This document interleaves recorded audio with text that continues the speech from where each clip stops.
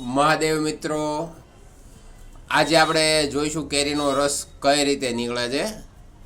તો ચાલો કેરીનો રસ કાઢવાનું સ્ટાર્ટ કરીએ. આપણે સૌથી પહેલાં તો કેરી લઈને એને આ રીતે કાપી લેવાની છે.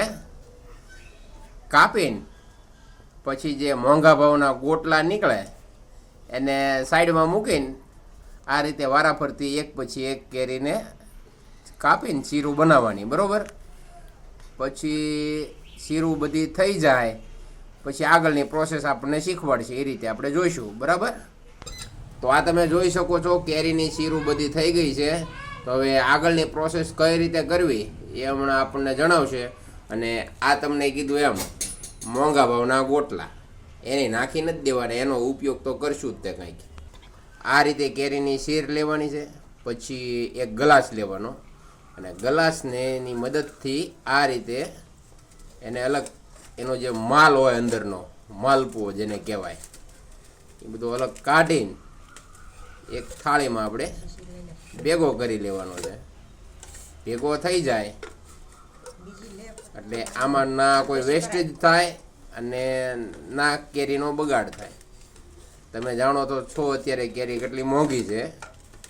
આ રીતે એક પછી એક કેરીની શીરું જે આપણે કરેલી છે એને આ રીતે અલગ અલગ કરીને એના પીસ કરી લેવાના. તો આ તમે જોઈ શકો છો કે આપણે જે કેરીની શીર હતી બધી એમાંથી આ રીતે બધી કચુંબર કરી નાખી છે. અને આ હવે કચુંબર છે. તો હવે આ ગોટલાનો વારો આવશે. હવે ગોટલાને કઈ રીતે કરવા એ આપણને શીખવાડશે. આ જો ગોટલા છે, 4 ગોટલા છે. હવે એ કઈ રીતે બનાવે અને કઈ રીતે એનો રસ કાઢે એ આપણને ખબર નથી. તો આપણે શીખીએ કઈ રીતે એનો રસ કઢાય. બરાબર છે. તો એક હાથમાં ગોટલું લઈને આ રીતે દબાવવાનું એટલે જો એક ગોટલાનો રસ બધો નીકળી ગયો છે. હવે બીજા ગોટલાનો વારો આવ્યો છે.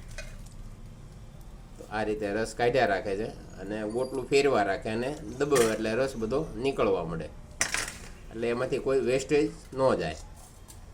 તો આ ત્રીજા નંબરનું ગોટલું પણ આવી ગયું છે અંદર. તો આ રીતે અંદર થોડુંક દૂધ પણ એડ કરવાનું છે. દૂધ નાખ્યા પછી બસ આટલું બહુ ઝાઝું થઈ જાય, આટલું રહેવાય દો. હવે આપણે તમે જોઈ શકો દૂધ અંદર નાખી દીધું છે. પછી આ બ્લેન્ડર છે. બ્લેન્ડરની ચાપ ચાલુ કરીને આને બ્લેન્ડર આમને રાખવાનું છે. જ્યાં સુધી સરસ મજાનું મિક્સ ના થઈ જાય ત્યાં સુધી બ્લેન્ડરમાં ફેરવાઈ રાખવાનું છે. તો આપ જોઈ રહ્યા છો કે રસ બહુ મસ્ત બને છે.